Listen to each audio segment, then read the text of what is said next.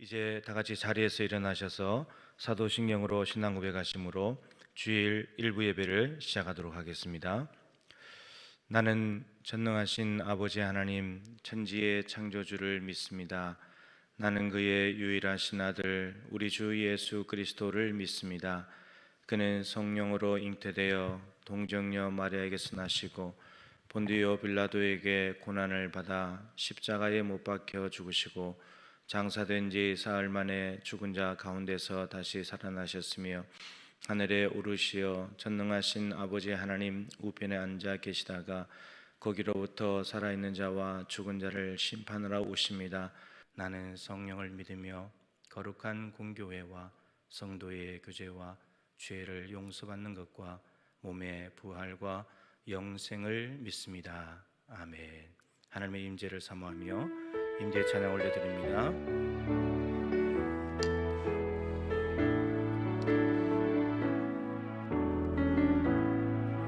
하늘의 문을 여소서 이곳을 주목하소서 주를 향한 노래가 꺼지지 않으니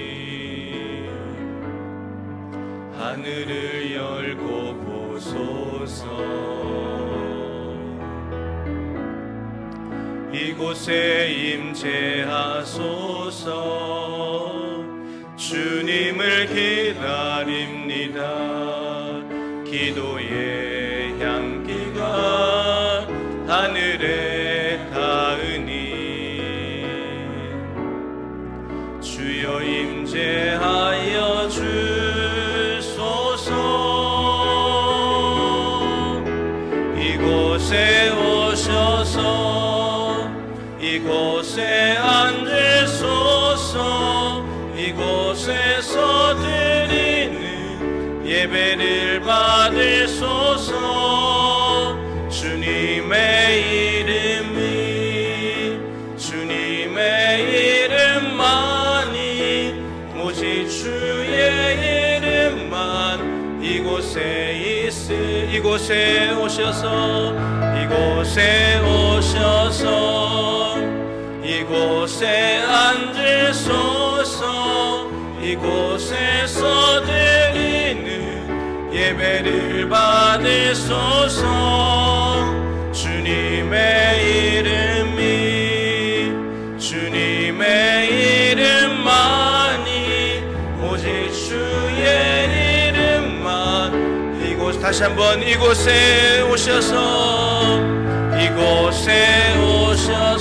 아멘 이곳에 앉으소서 이곳에서 드리는 예배를 받으소서 주님의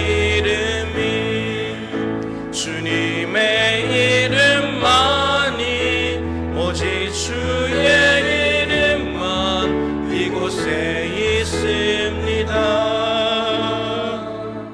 예수 늘 함께 하시네 찬양드립니다.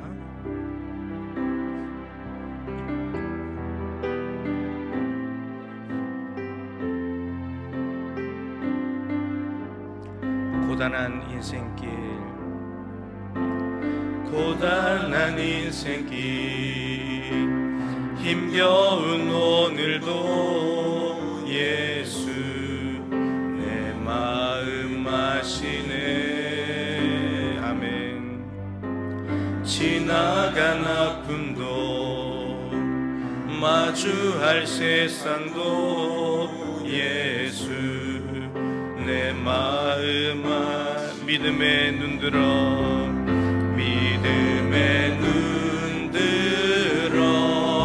주를 보리 이 또한 지나가리라 아멘 주어진 내 삶의 시간 속에 주의 뜻 알게 하루를 살아도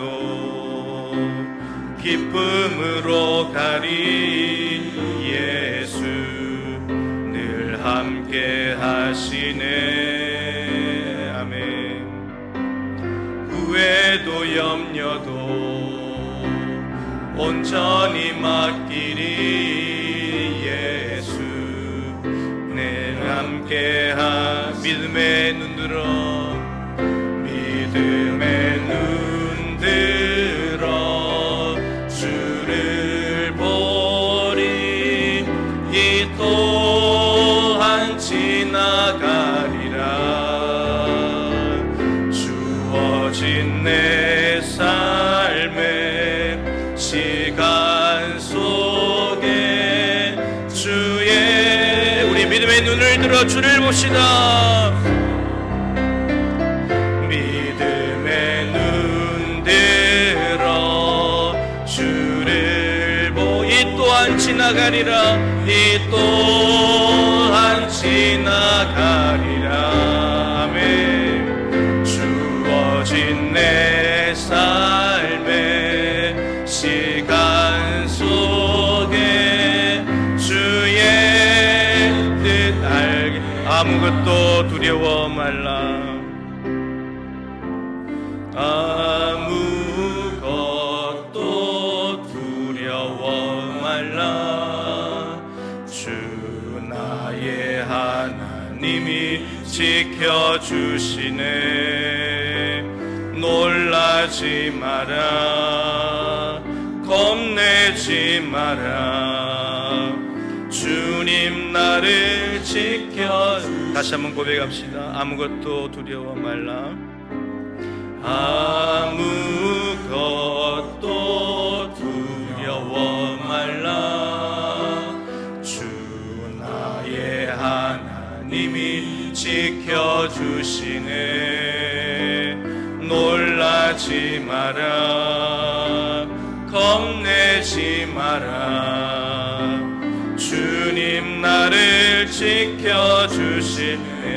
내 맘이 힘에 겨워, 내 맘이 힘에 겨워 지칠지라도 주님 나를 지켜주시네.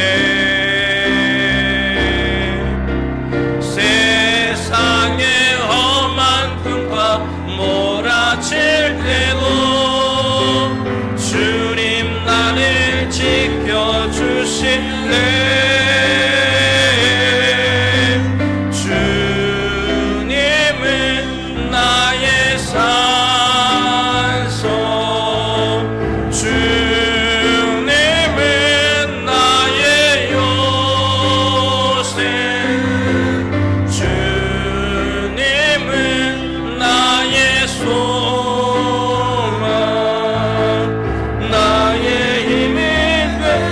마음이 힘에 겨워 지칠지라도, 내 마음이 힘에 겨워 지칠지라도 주님 나와 함께 주시네.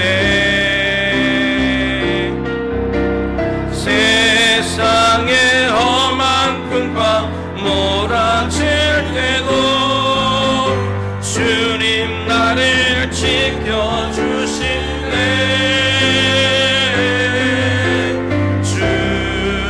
주님은 나의 산소, 주님은 나의 요새, 주님은 나의 소망.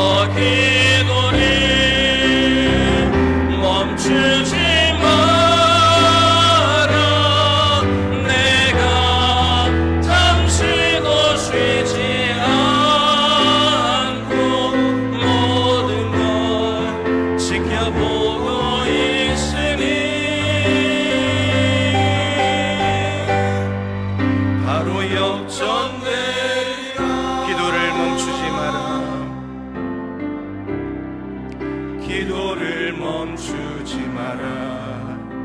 눈앞의 상황이 마음을 눌러도 원망치 마라. 너의 입을 지켜라.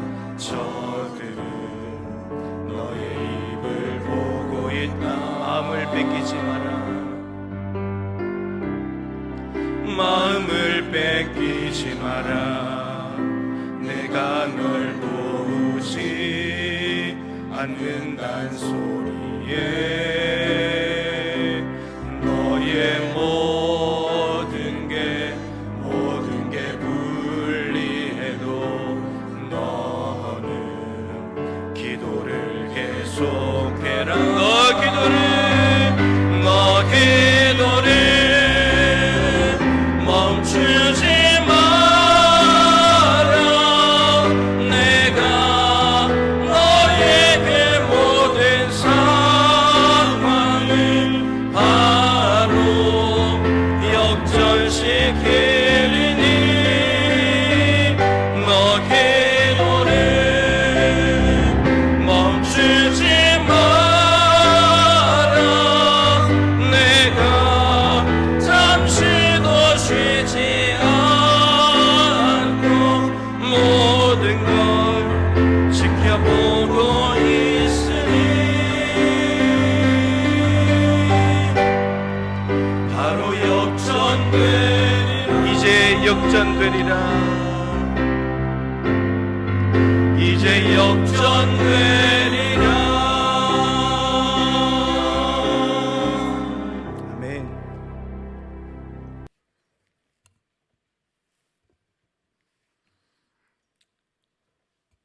거룩하신 하나님, 순결한 자와 사랑 가운데서 성령을 받은 자로 말미암아 영원토록 영광을 받으시기 합당하신 우리 주이신 하나님께 찬양과 감사를 드려오니 온전하게 받아주시옵소서. 하나님, 우리 성복교회를 지금까지 지켜주시고 인도하신 하나님 오직 감사할 뿐입니다. 가운데 하나님, 우리나라가 이번 중국 우한에서 발생한 코로나19의 사건으로 인하여 큰 어려움에 놓여 있습니다. 또한 우리나라뿐만 아니라 유럽으로부터 북남에 이르기까지 이 지구상의 많은 나라들이 국경을 봉쇄하고 있습니다.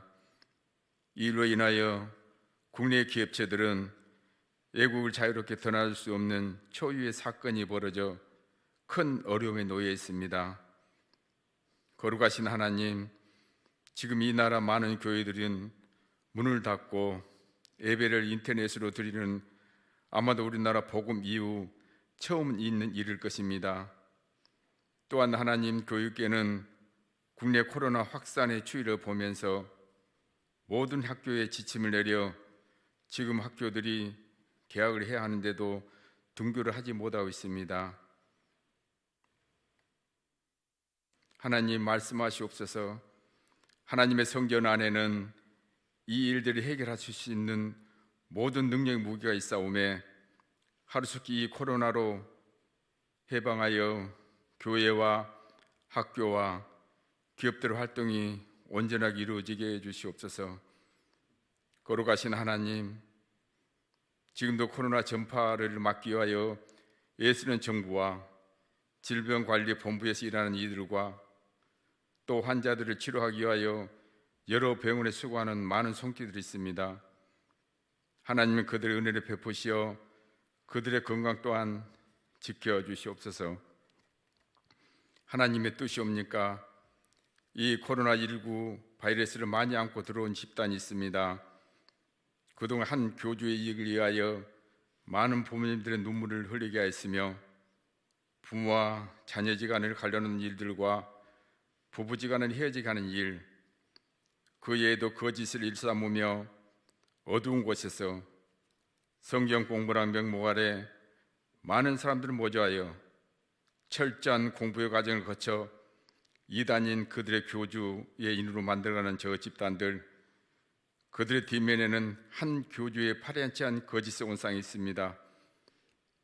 또한 12집사정을 세워 교회 앞잡이 노릇을 하게 하여 본인과 그들만의 배를 채워가는 간교한 일을 하고 있습니다. 회개하라. 그러하지 아니하면 어린 양이신 하나님께서 내 입의 검으로 그들과 싸우리라 하신 말씀 이루어 거짓과 교만에 차 있는 이들 말로를 보게 하여 존엄하신 하나님이 살아계심을 알게 해 주시옵소서. 거룩하신 하나님, 우리 동부의 성도들은 주님과의 기도의 대화의 시간이 많아지게 해주셔서 하나님의 놀라우신 사랑을 넓고 깊게 받아서 어떠한 일에도 두려워하지 않는 믿음의 사람이 되어 이 코로나부터 자유하는 우리 동부의 성도들이 되게 해주시옵소서. 거룩하신 하나님, 사랑 가운데서 성량을 받은 자라면 애국하는 국민이 되게 해주시옵소서. 이번 코로나19의 사건을 보면서 우리 믿음의 성도들은 해외 여행을 절제하는 마음을 가졌으면 좋겠습니다. 기업하는 이들이 어렵게 보는 이와 참 소중합니다. 국가를 사랑한다면, 주님께서 속량함을 시켜주신 성도라면 애국하는 사람이 되게 해주시사 세상이 이 사람들은 믿음의 사람이라고 보여지는 주님 은총의 사람들이 되게 해주시옵소서. 하나님, 한 달 전에 우리 동부의 성도들이 예배당에서 자유롭게 예배를 드릴 수 없는 가운데 있어서 참 걱정이 됩니다. 하지만 하나님, 우리 동부의 가족들을 붙드시고 이번 이 사건이 전화위복이 되게 되는 은혜가 있게 해주시옵소서. 은혜로우신 하나님, 지금 인터넷으로 위에 계신 이 만유해 주신 이 위대하신 이 전능하신 이 하나님 높이는 모든 주의 자녀들에게 크신 축복의 은총으로 입혀해 주시려나오며 이 시간도 하나님 말씀을 안고 전하기 위하여 단위에 서신 이자 목사님을 강건케 하시어서 선포의 말씀이 우리 성도들의 영에 온전한 양식이 되게 해주시려고 나왔고, 하나님의 어린 양이신 우리 주 예수님의 이름으로 감사함을 기도하옵나이다. 아멘.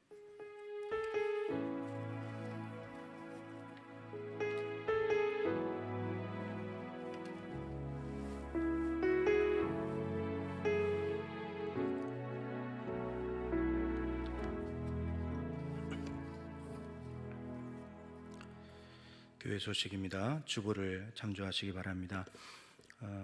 이전 지난주 광고와 거의 동일합니다만 코로나19 상황 그리고 정부 지침에 부응해서 4월 5일까지 예배와 모임 중단 기간을 연장 중에 있습니다. 4월 5일 주일까지, 오늘 포함해서 4월 5일 주일까지는 지금처럼 인터넷을 통해서 가정에서 꼭 예배하시면 좋겠고, 오늘의 묵상도 놓치지 마시고 말씀 안에까 하실 수 있으면 좋겠습니다. 주일 오전 9시, 11시 여러분들이 예배하던 시간에 홈페이지나 유튜브를 통해서 예배하시면 되겠습니다. 전남 동부 극동방송 라디오는 오후 2시에, 그리고 전남 CBS 라디오는 오전 10시 5분에 설교만 이렇게 방송이 되겠습니다. 헌금은 하나님께서 주신 말씀에 대한 응답이자 헌신입니다. 어려운 때이지만 감사한 마음을 담아서 온라인으로 헌금을 하셔도 되고, 교회에 직접 오셔서 사무실에 준비된 헌금함에 하셔도 되겠습니다. 교회 학교 예배도 지난주부터 이제 부서별로 영상으로 예배를 시작했습니다. 유치부 9시 30분, 아동부 9시 30분, 청소년부 오전 11시 이렇게 각 영상을 통해서 아이들이 잘 예배할 수 있도록 부모님들께서 안내해 주시면 좋겠습니다. 관리부에서는 매일 2차례 소독을 계속 하고 있습니다. 혹시 애경사가 있거나 수술할 일이 있으신 분들은 연락을 해주시면 전화로라도 기도하고, 또 필요한 일이 있으면 찾아서 신방을 하고 섬기도록 그렇게 하겠습니다. 이 사태가 빨리 안정될 수 있도록 우리 9시, 12시, 3시 하나 선택해서 기도하고 있습니다. 4가지 기도 제목 여러분들 기억하셨다가 꼭 기도해 주시기 바랍니다. 확진자들이 치유를 받고 국민과 나라가 속히 안정을 찾을 수 있도록, 그리고 정부와 질병관리본부를 비롯한 관계당국의 지혜와 힘을 주시도록, 한국교회가 겸손히 엎드려서 하나님께 회개와 간구를 쉬지 않도록, 그리고 속히 예배당에 모여서 함께 예배하는 날이 올 수 있도록 기도해 주시기 바랍니다. 그리고 이 예배 후에 8시 40분쯤 정기당회가 당회실에서 있겠습니다. 우리 가족들끼리 인사 한번 하겠습니다. 주님의 은혜가 함께 하시기를 축복합니다. 우리 눈으로 인사하겠습니다. 예. 하나님 말씀 받는 시간입니다. 자리에서 일어나셔서 겸손하게 하나님 말씀을 받도록 하겠습니다. 오늘 말씀은 누가복음 18장 1절부터 8절까지 말씀입니다. 신약성경 125쪽입니다. 누가복음 18장 1절부터 8절까지 말씀을 제가 받들어 읽겠습니다. 예수께서 그들에게 항상 기도하고 낙심하지 말아야 할 것을 비유로 말씀하여 이르시되 어떤 도시에 하나님을 두려워하지 않고 사람을 무시하는 한 재판장이 있는데 그 도시에 한 과부가 있어 자주 그에게 가서 내 원수에 대한 나의 원한을 풀어주소서 하되 그가 얼마 동안 듣지 아니하다가 후에 속으로 생각하되 내가 하나님을 두려워하지 않고 사람을 무시하나 이 과부가 나를 번거롭게 하니 내가 그 원한을 풀어주리라.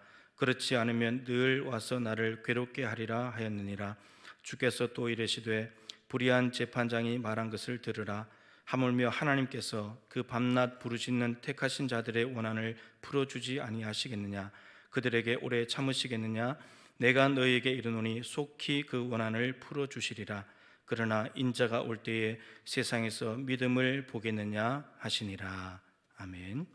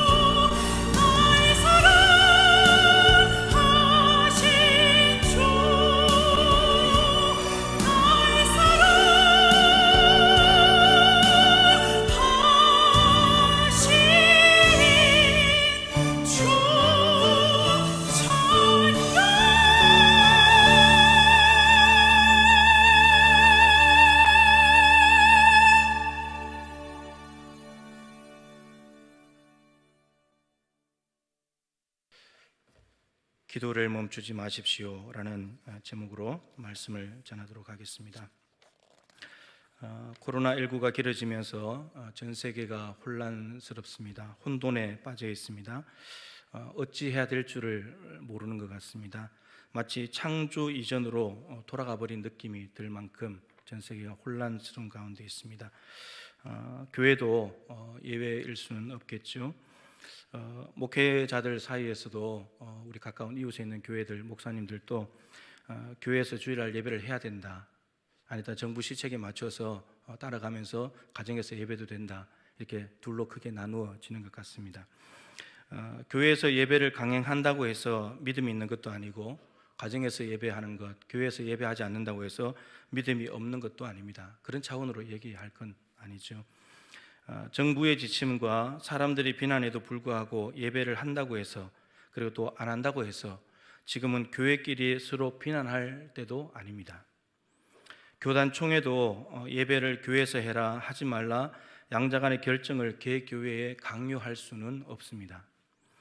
지금은 각 교회별로 모든 성도가 마음을 모으는 것이 가장 중요한 때입니다. 당회가 신중하게 결정을 하고 교인들이 거기에 마음을 모아서 협력하면서 결정한 곳에서 예배하면 됩니다. 하나님이 그곳에 계시고 하나님께 예배할 때 하나님이 영광을 받으시게 되는 것이죠. 코로나19로 인해서 주일 예배를 비롯한 공적 예배와 모임을 교회에서 가지지 못하는 일이 시작될 때 제가 걱정하는 일과 당부드리는 일이 있었습니다. 분명히 주일 예배, 오후 예배, 새벽 기도회, 수요 예배, 금요 기도회 시간에 다른 일을 하고 있을 가능성이 있다는 거죠. 가능성이 있어도 조금 있는 게 아니고 많이 있습니다. 오늘까지 7주째 서서히 공적 예배를 교회에서 가정으로 옮겼는데 여러분들은 그 시간에 무엇을 하고 계십니까? 예배와 기도하던 시간에 여전히 하나님과 만남을 가지고 계십니까? 아니면 혹 다른 시간에라도, 아니면 하나님과 전혀 상관없는 그 무엇이 그 시간을 차지하고 있지는 않습니까? 하나님과의 만남을 방해하고 멀어지게 하는 요소들이 그 시간들을 차지하고 있다면 오늘 이 시간에 두 번 생각하지 말고 버리셔야 합니다. 그리고 다시 기도를 회복해야 합니다. 기도를 멈춰서는 안 됩니다. 기도가 답인데 답을 멈춰버리면 방법이 없잖아요. 오늘 말씀도 기도에 대한 말씀입니다. 기도하다가 낙심하지 않아야 된다. 예수님께서 친히 이제 가르치시는 말씀인데, 여러분, 낙심이라는 것은 기도 안 하는 사람이 하는 거죠. 그리고 기도라는 것이 낙심한 사람이 기도를 하는데, 오늘 말씀은 기도를 항상 하다가 낙심할 수 있다는 겁니다. 어떻게 하면 낙심하지 않을 수 있는가, 우리가 왜 낙심을 하게 되고 어떻게 하면 낙심하지 않을 수 있는가를 오늘 비유를 통해서 예수님께서 말씀을 하십니다. 어느 도시가 이제 배경이 됐는데 과부가 있습니다. 과부가 있고 이 과부는 원수 때문에 원한이 쌓여 있습니다. 근데 그 도시에 다행히 재판장이 있습니다. 과부 혼자 힘으로 안 되니까 이제 이 사법부에 노크를 한 거죠. 좀 도와달라고, 해결해 달라고 요청을 한 겁니다. 결과적으로 과부는 재판장으로부터 원수에 대한 원한을 풀게 됩니다. 풀게 되는데, 간단히 말하면 이제 이렇게 되는데, 사실 이 내용은 간단하지가 않습니다. 여기까지 가기가 너무나 어려운 일입니다. 과부에게 낙심할 만한 요소가 있습니다. 이 보통 있는 게 아니고 너무너무 많습니다. 모두가 다 낙심할 만한 요소들입니다. 과부를 우선 보면 과부 자신의 형편이, 과부는 남편이 없잖아요. 사회적인 약자 아닙니까? 사람들에게 무시당하겠죠. 또 가난할 것입니다.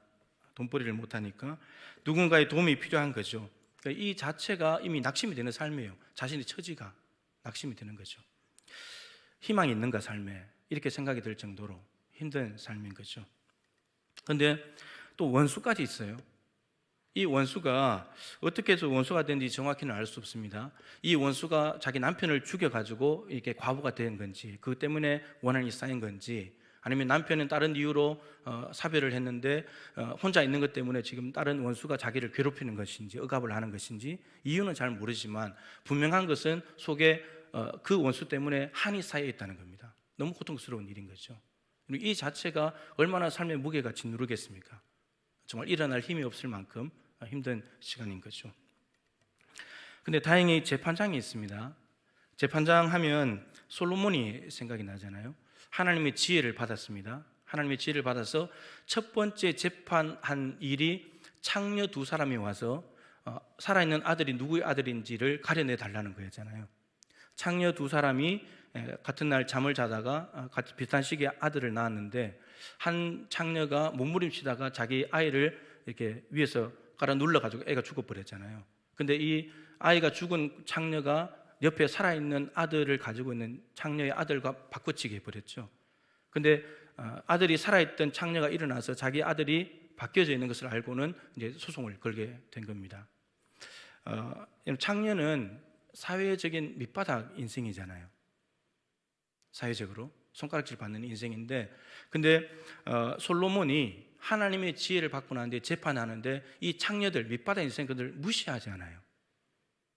첫 번째 재판이 어떤 사회에 유력한 사람들, 힘있고 지위가 있는 사람들, 회장, 사장들, 이런 소송이 아니고 가장 거들떠 보지도 않는 밑바닥 인생인데, 그 창녀들에 대한 문제를 정말 진지하게 신중하게 해결해 준단 말이에요. 낙심할 만한 상황인데, 이 창녀들은 낙심할 만한 상황인데 올바르게 판결을 해줌으로 인해서 기쁨을 얻기도 하고, 또 자기 아들이 살아있다고 우겼던 창녀는 두려워하기도 하고, 이런 거였잖아요.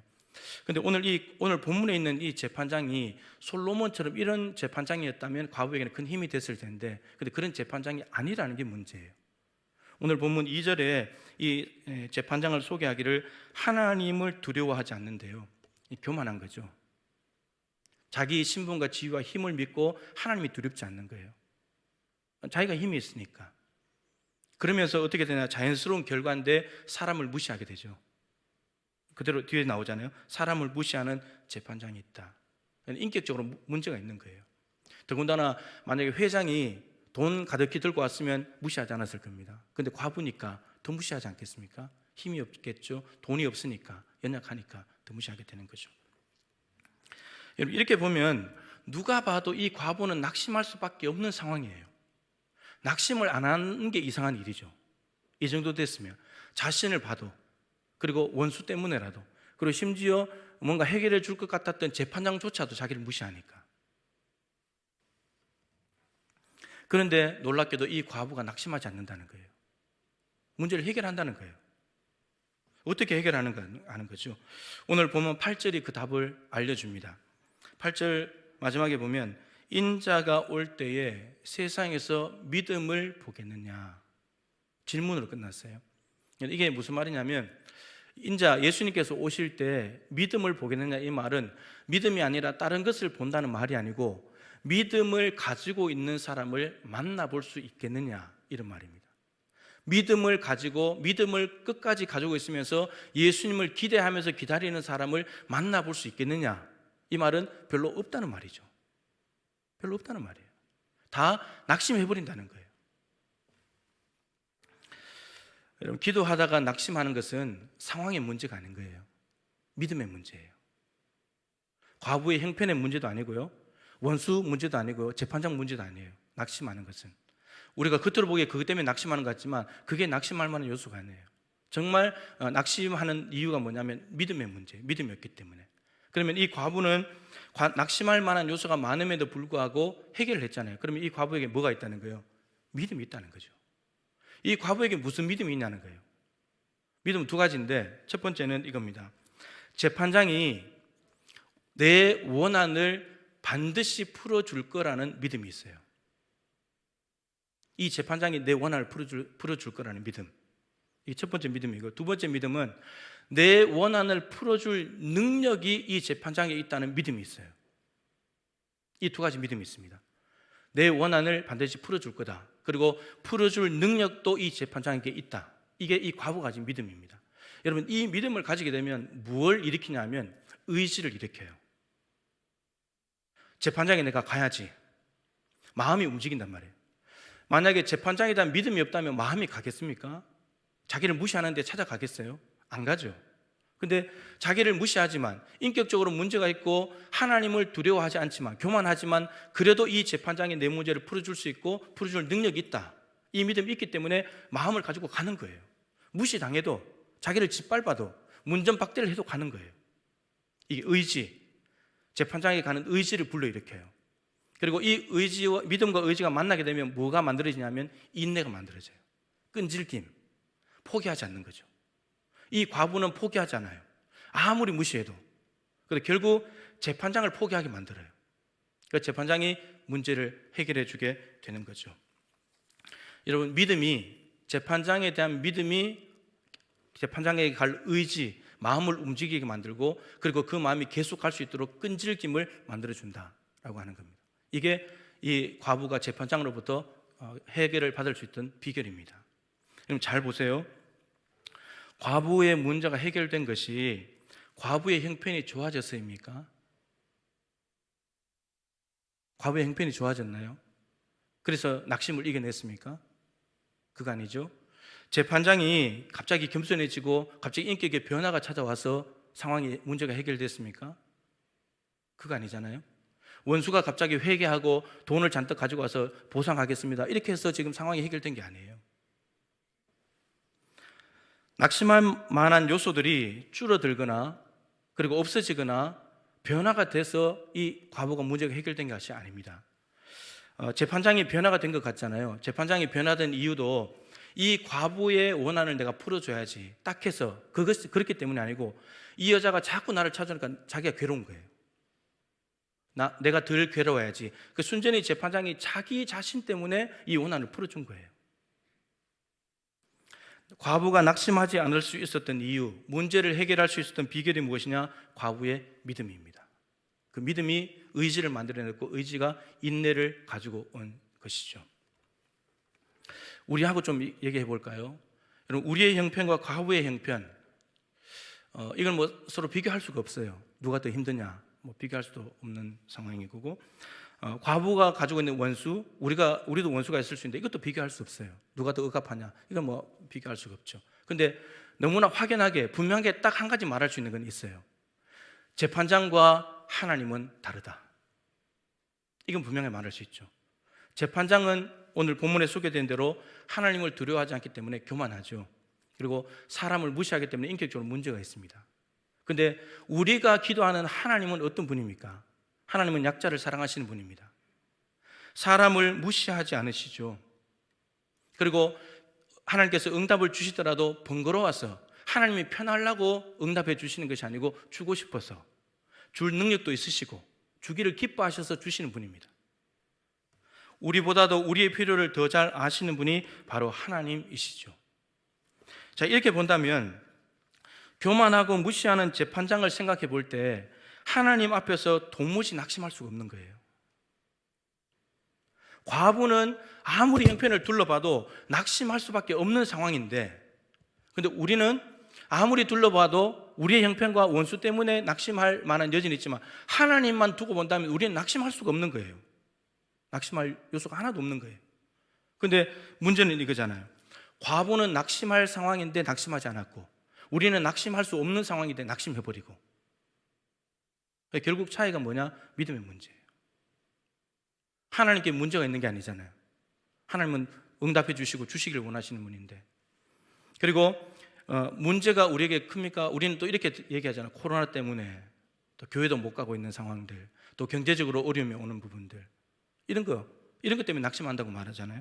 그리고 타인의 또 핑계를 대요. 신천지 또 이야기하고 정부의 대응에 대해서 좀 부족한 부분들을 이야기하고. 그런데 이게 문제가 아니라는 거예요. 우리의 불신, 하나님에 대한 불신, 그리고 약한 의지, 그리고 포기하는 인내 없는 포기, 이게 문제죠. 이게 우리가 낙심하게 되는 이유입니다. 그러니까 이런 것들을 제외하고 나 이외에, 나 자신 외에 다른 것들을 이야기를 하게 되면 그것은 결국은 핑계대는 것이고 변명하는 것이고 책임 전가하는 것에 불과하다라고 하는 겁니다. 오히려 변명하고 핑계대려면 이 과부가 더 많지 않습니까? 내 형편이 이런데, 원수가 나한테 이렇게 하는데, 나는 힘이 없는데 재판장조차도 저렇게 하는데, 이렇게 충분히 말할 수 있는데 이 과부에게 그런 변명과 핑계는 없잖아요. 그냥 하나님 앞에, 재판장 앞에 끈질기게 가는 거죠. 해결해 줄 거다, 저 사람이. 믿음을 가지고. 믿음이 의지를 만들어내고 의지를 통해서 인내가 길러진다면 가장 중요한 것은 믿음이 해결되면 되는 거예요. 그러면 의지가 나오고 인내가 나오겠죠. 믿음이 문제.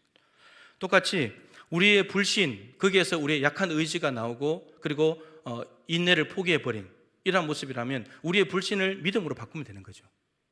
하나님에 대한 믿음으로 바꾸면 되는 거예요.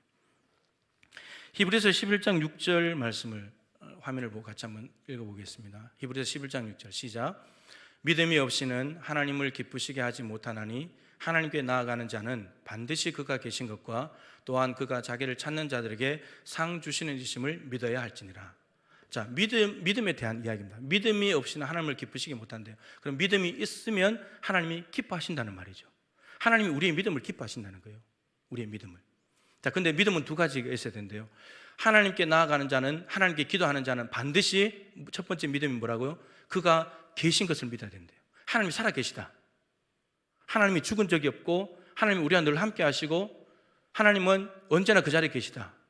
이걸 믿어야 된다. 하나님의 존재를 믿어야 된다는 거죠.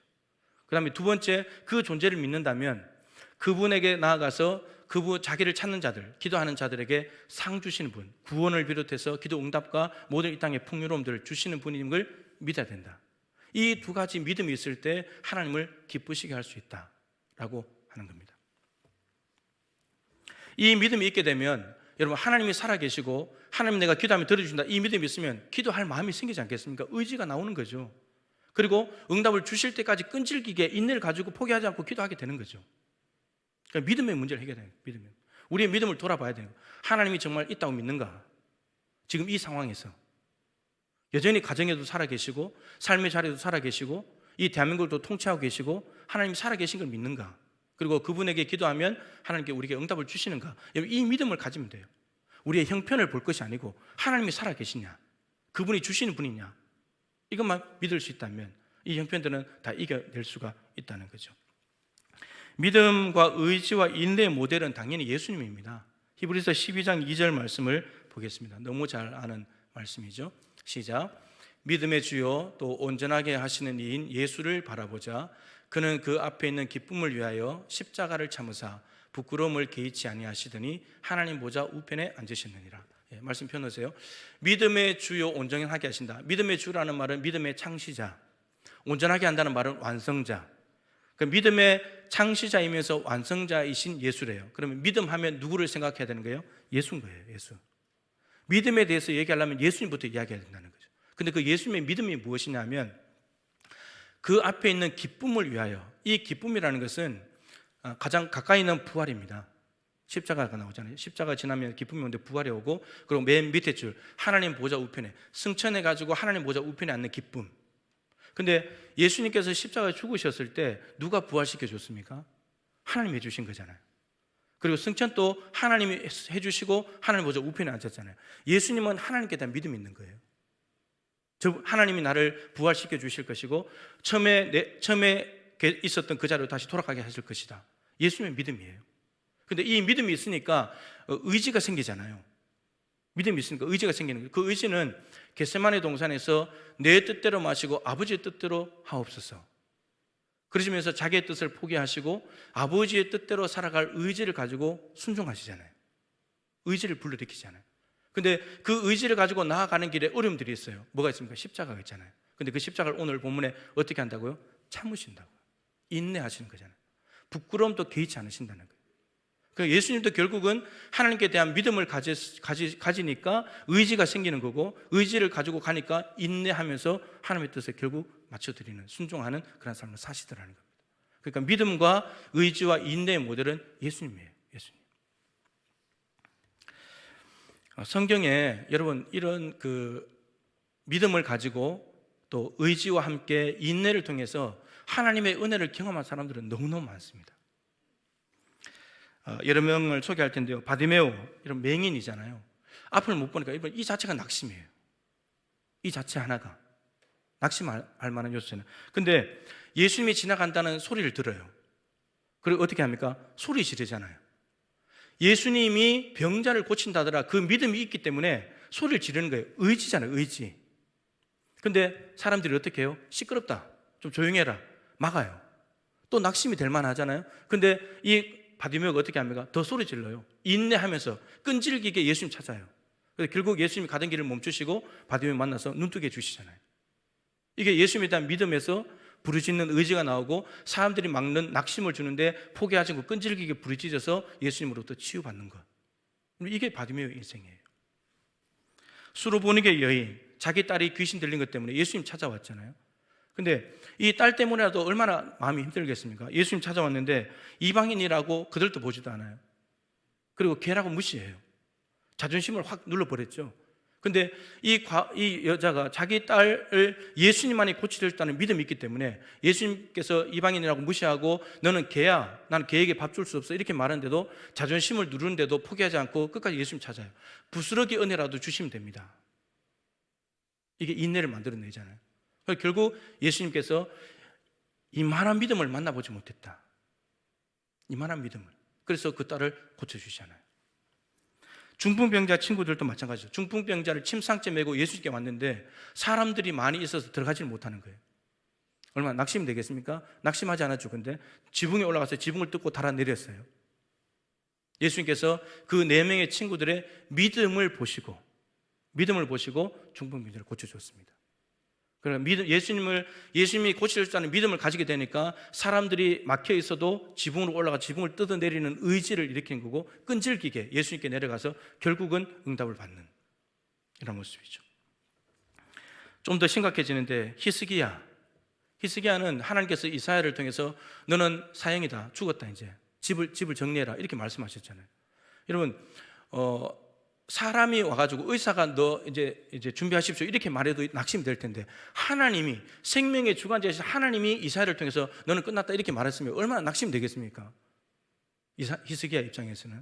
근데 히스기야가 어떻게 합니까? 낯을 벽으로 향하고 하나님 앞에 눈물로 기도하잖아요.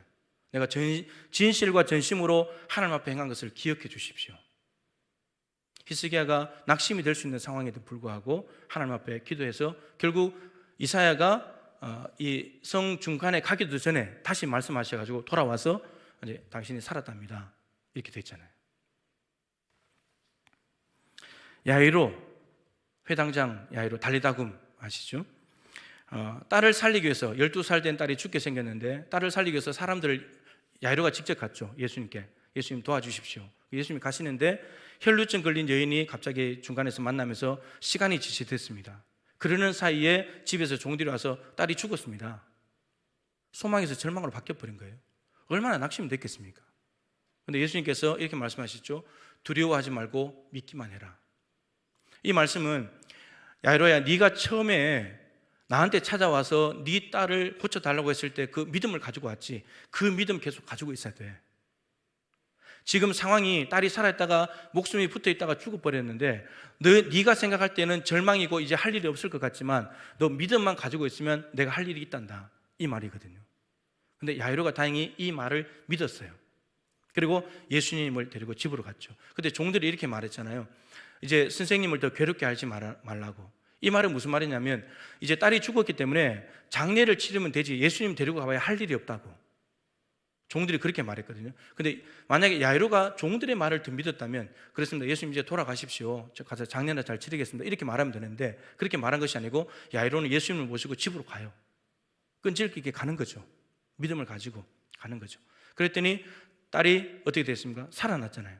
그러니까 야이로는 딸의 병을 치유하시는 예수님을 만난 것이 아니고 딸이 죽었는데 다시 살아나는 부활하게 하시는 예수님의 능력을 경험하게 된 거죠. 이게 믿음에서 나온 의지, 인내를 통해서 야이로가 누리게 된 하나님의 영광이에요. 근데 마가복음과 누가복음은 야이로가 예수님께 갔을 때 딸이 살아있었어요. 근데 마태복음 좀 다르게 기록되어 있어요. 마태복음만 보겠습니다. 9장 18절인데 화면에 나온다. 한번 읽어보시겠습니다. 예수께서 이 말씀을 하실 때에 한 관리가 와서 절하며 이르되 내 딸이 방금 죽었사오나 오셔서 그 몸에 손을 얹어주소서 그러면 살아나겠나이다 하니 이 관리가 야이로예요. 근데 지금 마태복음 상황은 어떻습니까? 야이로가 예수님께 왔을 때 딸이 어떻게 됐어요? 방금 죽었습니다. 그럼 죽었으면 뭐 해야 돼요? 장례하면 되잖아요. 근데 야이로가 자기 딸이 죽었는데 장례를 안 하고요 예수님께 온 거예요. 예수님 오셔서 내 딸 살려주십시오. 예수님은 내 죽은 딸도 살립니다. 그러니까 마가복음과 누가복음은 딸이 살아있을 때 야이로가 왔는데, 마태복음은 딸이 죽었는데 장례를 치르러 간 것이 아니고 예수님께 왔다는 거예요. 굉장한 믿음이죠. 엄청난 믿음이잖아요. 예. 그 믿음이 있으니까 사람들이 손가락질 했겠죠. 야, 너 왜 예수님께 가냐? 장례 치러야지. 근데 야이로는 예수님께 대한 믿음이 있었기 때문에 그 의지가 예수님께로 가는 거예요. 그 포기하지 않고 가는 거죠. 그때 정말 예수님 오셔가지고 딸이 살아나는 그런 부활을 경험하게 된 것입니다. 여러분, 믿음의 힘은 이런 거예요. 마지막으로 욥입니다. 순식간에 재산 다 잃었어요. 100억이 넘는 그 재산을 다 잃었습니다. 여러분, 얼마나 낙심이 되겠습니까? 안 잃어봐서 잘 모릅니까? 여러분, 100만 원만 잃어도 얼마나 힘 빠집니까? 낙심이 되잖아요. 100만 원만 잃어도. 근데 100억대가 넘는 그 양과 소를 대충 이렇게 지금 시세로 계산하면 100억대가 훨씬 넘어가는 액수들이에요. 근데 그걸 다 잃었어요. 하루아침에. 7남 3녀 자녀들이 다 죽었어요. 얼마나 낙심이 되겠습니까? 더군다나 자기 몸에 질병이 생겼어요. 기와장으로 몸을 끌어야 될 만큼. 얼마나 낙심이 되겠습니까? 근데 더군다나 옆에 있는 아내가 위로해줘야 되는데 하나님을 욕하고 죽어라. 또 그러고 있네요. 위로해줬으면 그래도 좀 괜찮았을 텐데 아내조차도 그렇게 해버리니까. 그리고 멀리 살던 친구들이 찾아왔는데 친구들이 와가지고는 또 뭐라 그럽니까? 위로하는 것이 아니고 너 죄가 있어서 그래. 왜 벌 받는지 알아? 너 죄 때문에 그런 거야. 너 회개해야 돼. 또 이렇게 말하네요. 이런 욥이 가장 절망스럽게 낙심이 되는 요소가 뭐냐면요, 아무 죄도 없다는 사실. 뭐 죄를 지어가지고 이런 일들이 벌어졌다면 이해라도 할 텐데, 근데 죄가 없잖아요. 죄가 아무것도 지은 게 없는데, 욥은 욥기 1장에 있는 대로 자녀들 집에서 잔치를 하고 나면, 생일마다 잔치를 하고 나면 그 다음날 아침에 욥이 제일 먼저 하는 게 하나님께 번제 드리는 거예요. 혹시나 잔치하다가 부지 중에라도 하나님께 잘못된 마음을 품었거나 죄를 지은 게 있다면 그거 해결하려고 아침에 일어나면 번제부터 드리는 사람이에요. 회개부터 하는 사람이에요. 근데 그걸 늘 습관처럼 해온 사람인데, 근데 하루아침에 다 잃었으니까 얼마나 낙심이 됐겠습니까? 근데 욥에게는 믿음이 있었잖아요. 원망하지 않아요. 하나님을. 주신 분도 하나님이시고 가져가신 분도 하나님이시니까 하나님 찬송 받으셔야 된다고. 그러면서 마음이 힘드니까 어떻게 하냐면, 하나님을 만나야 되겠다. 나는 하나님 나한테 좀 오십시오. 내가 하나님을 원망하진 않지만 하나님이 나타나야 내가 이 문제 해결받습니다. 근데 결국 하나님이 나중에 38장에 나타나셔가지고 하나님께서 욥에게 막 질문을 하시는 가운데 욥이 한마디도 대답하지 못하고 욥이 나중에 하나님 앞에 제가 회개합니다. 그러면서 하나님에 대한 인식이 넓어졌잖아요. 지금까지 하나님께 대해서 내가 귀로만 들었는데 이제는 눈으로 주를 봅니다. 천지 만물을 보니까 하나님의 손길이 다 들어가 있는 겁니다. 그때까지는 몰랐는데, 근데 눈으로 하나님이 하시는 일들을 보게 되면서 하나님에 대한 신앙이 확 자라버립니다. 욥이. 그러면서 잃어버렸던 자녀들 그리고 재산들은 2배 하나님께 다 허락해 주시는 복을 받게 된 거예요. 여러분, 이게 욥의 믿음이에요. 욥처럼 고난당한 사람이 이 세상에 없을 겁니다. 그런데 이 욥은 낙심하지 않고 하나님으로부터 내가 답을 얻어야 되겠다. 끈질기게 친구들이 뭐라고 하더라도, 아내가 뭐라고 하더라도 하나님께 끈질기게 머물러 있었다가 하나님부터 답을 얻게 된 사람이 바로 욥입니다. 하나님께서 이제 마음에 감동을 주신 게 있는데, 이건 다 아시는 이야기겠지만, 코로나로 인한 지금의 이런 시간들은 기도와 말씀에 집중하는 시간이라고 하나님께서 마음에 감동을 주셨어요. 그러니까 평상시보다도 더 기도와 말씀에 집중해야 되는 시간. 기도에 불을 붙여야 될 때래요. 오히려 지금이. 한두 사람이 모여서라도 아니면 혼자라도 기도에 불을 붙여야 될 때래요. 지금은 불을 끄뜨리기가 쉬운 때잖아요. 주변의 상황을 둘러보면. 그런데 오히려 기도에 불을 붙여야 된대요. 지금은. 저에게만 하시는 말씀일까요? 담임 목사만 기도와 말씀이 필요할까요?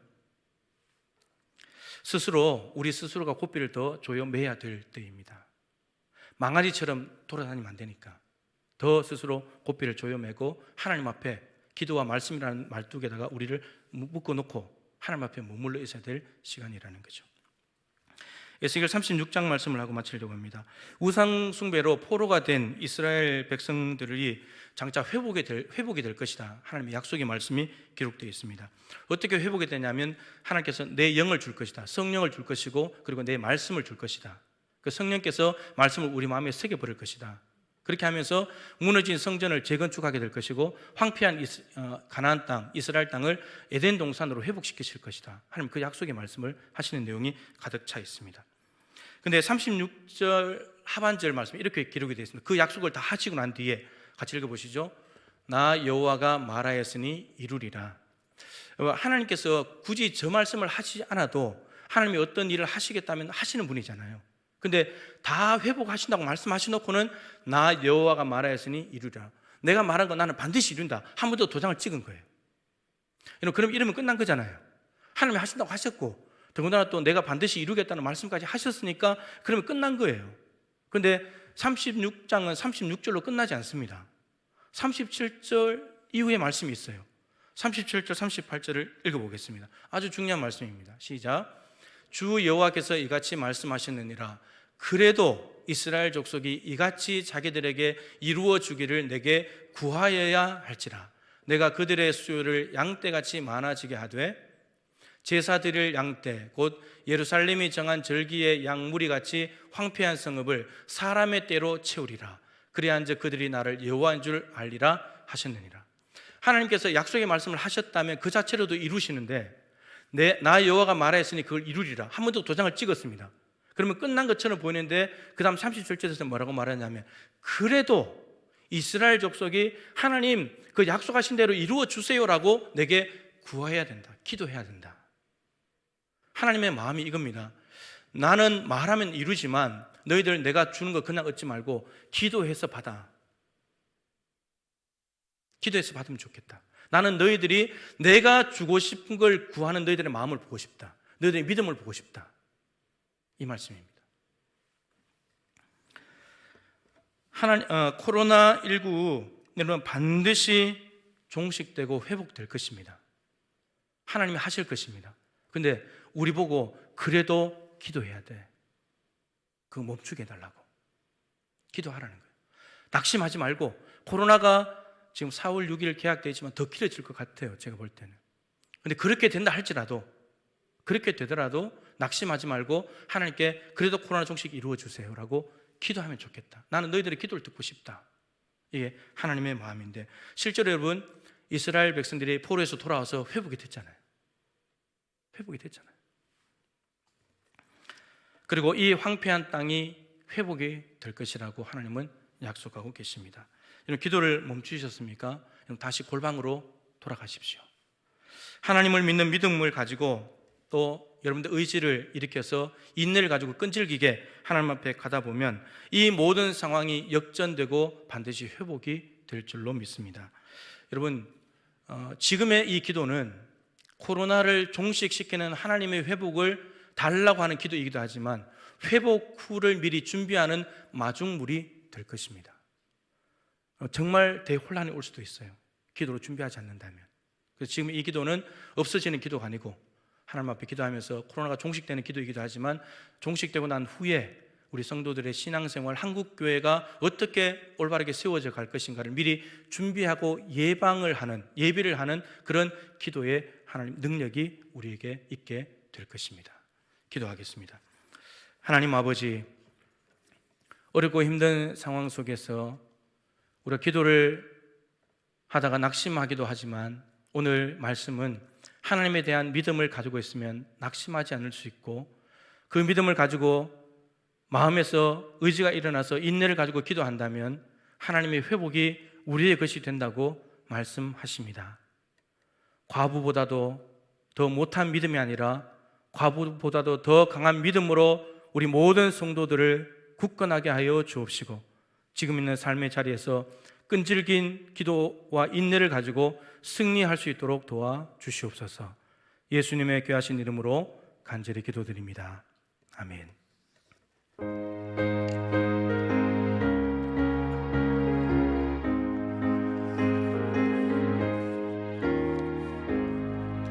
주의 친절한 팔에 안기세 우리 마음이 평안하리니 항상 기쁘고 복이 되겠네 영원하신 팔에 안기세 주 그 크신 팔에 안기세 주의 팔에 영원하신 팔에 안기세 날이 갈수록 주의 사랑이 두루 광명하게 비치고 천성 가는 길 편히 가리니 영원하신 팔에 안기세 주의 팔에 그 크신 팔에 안기세 주의 팔에 영원하신 팔에 안기세 주의 보좌로 나아갈 때에 기뻐 장미 소리 외치고 겁과 두려움 없어지리니 영원하신 팔에 안기세 주의 팔에 그 크신 팔에 안기세 주의 팔에 영원하신 팔에 안기세. 하나님, 그렇습니다. 주님의 팔에 안기는 것 외에 방법이 없습니다. 우리가 할 수 있는 것은 믿음을 가지고 인내함으로 기도하는 것뿐입니다. 기도의 응답은 하나님께 있고 이 상황을 종식시킬 분도 하나님이십니다. 하나님, 저희들의 쉬지 않고 멈추지 않는 기도를 들어주셔서 하루속히 이 모든 상황이 끝나게 하여 주시옵시고 다시금 삶의 안정된 자리로 돌아가게 하여 주옵시고 예배당에서 예배하는 예배가 속히 회복될 수 있도록 은혜를 베풀어 주시옵소서.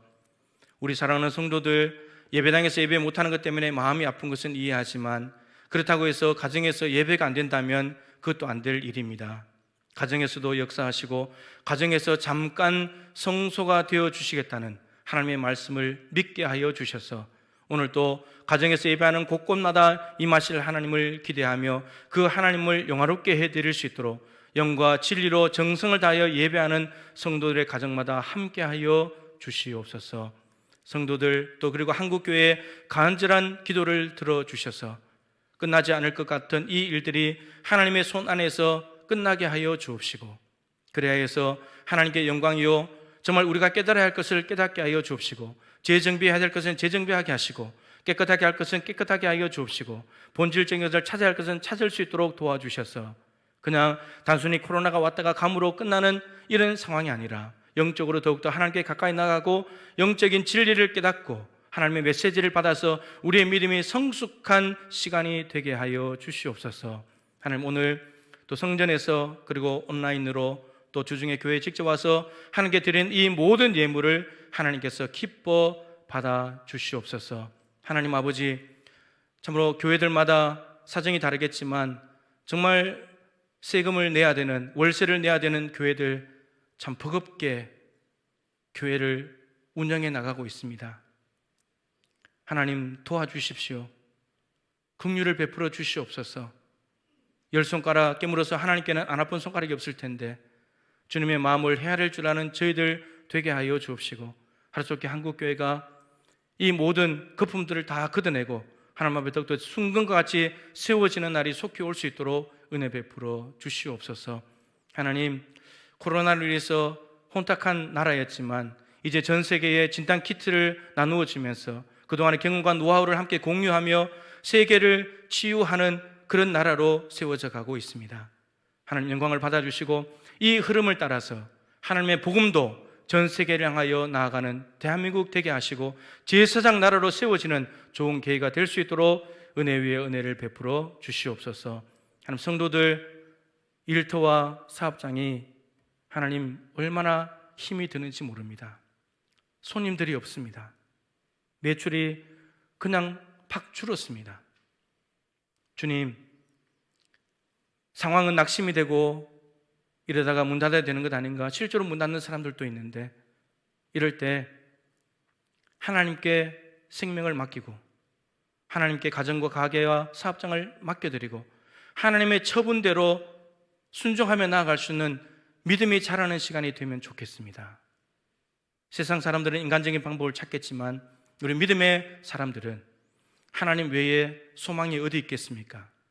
유일하신 하나님께 소망을 두고 이 시간을 잘 이겨내므로 믿음의 근육이 더욱더 단단해질 수 있도록 도와주시옵소서. 우리 교회학교 아이들도 부서별로 교육자들이 준비한 영상을 통하여 예배합니다.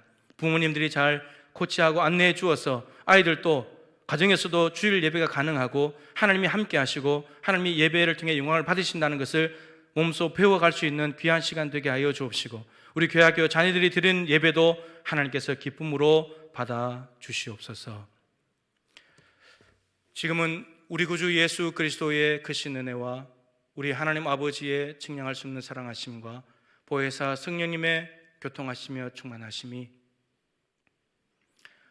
우리를 무시하지 않으시고 밤낮 부르짖는 택하신 자들의 원한을 속히 풀어주시기를 원하신다는 그 하나님을 믿음으로 의지를 그리고 인내를 가지고 하나님 앞에 기도를 멈추지 않고 쉬지 말고 기도함으로 하나님의 뜻을 이루어드리고 영광을 돌릴 뿐만 아니라 코로나가 종식되는 은혜도 받게 하시고 종식 후에 교회를 든든히 세워나가는 마중물 기도를 반드시 해내기를 골방으로 들어가서 하나님과의 만남을 가지기를 다시 한 번 더 마음에 다짐하고 소망하면서 하나님 앞에 예배하는 사랑하는 모든 성도들 우리 교회와 성도들의 가정과 지금 예배하는 모든 처소 가운데 삶의 자리 가운데 이 대한민국과 코로나로 몸살을 앓고 있는 온 세계 열방 가운데 항상 함께하여 주시기를 간절히 축원하옵나이다.